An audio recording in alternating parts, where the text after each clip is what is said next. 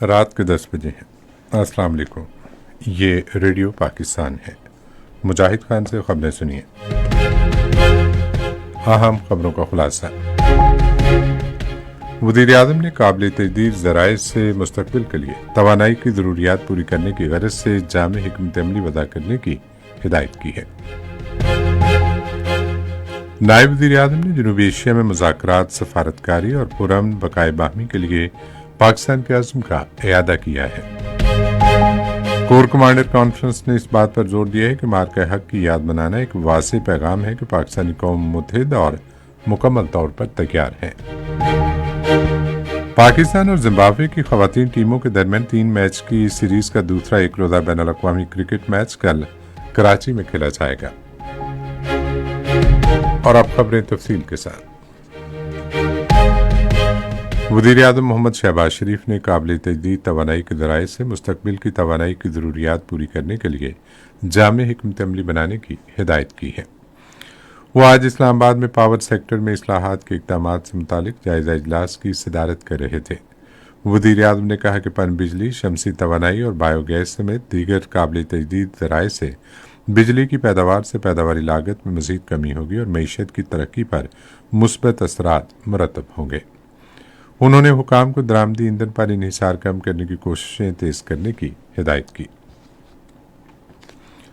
نائب وزیر اعظم اسحاق ڈار نے جنوبی ایشیا میں مذاکرات، سفارتکاری اور پرامن بقائے باہمی کے لیے پاکستان کے عزم کا اعادہ کیا ہے۔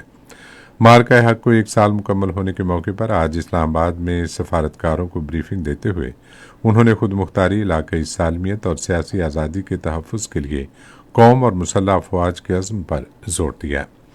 اسحاق ڈار نے مارکہ حق کو پاکستان کے اتحاد، لچک اور ملک کی خود مختاری اور علاقائی سالمیت کے دفاع کے لیے اس کی مسلح افواج کے غیر متزلزل عزم کی علامت قرار دیا۔ چین کے سفیر جیانگ زیڈونگ نے آج اسلام آباد میں نائب وزیر اعظم اسحاق ڈار سے ملاقات کی۔ اس موقع پر گفتگو کرتے ہوئے سفیر نے نائب وزیر اعظم کو مارکہ حق کو 1 سال مکمل ہونے کے موقع پر پاکستان کی فیصلہ کن کامیابی پر مبارکباد دی۔ جیانگ زیڈونگ نے پاکستان اور چین کے درمیان سدا بہار تدبیراتی تعاون پر مبنی شراکت داری کی پائیدار مضبوطی کا اعادہ کیا۔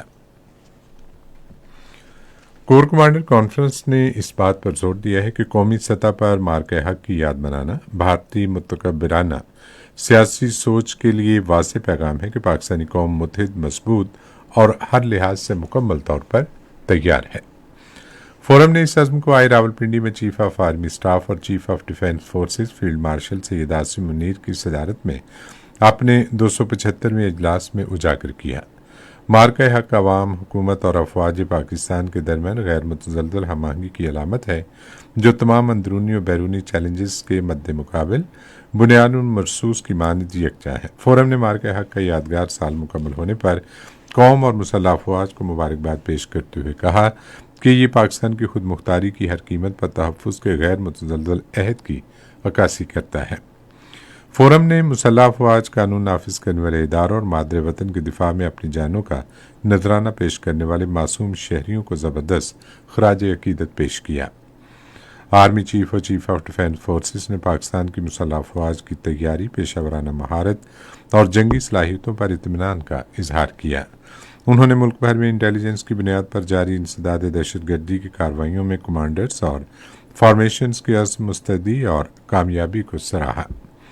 کانفرنس نے اس عزم کا اظہار کیا کہ دہشت گرد نیٹ ورکس کے مکمل خاتمے، ان کے معاون انفراسٹرکچر کی تباہی اور پاکستان کی سرزمین کو کسی بھی شرانگیز کارروائی سے روکنے کے لیے موجودہ آپریشنل رفتار برقرار رکھی جائے گی۔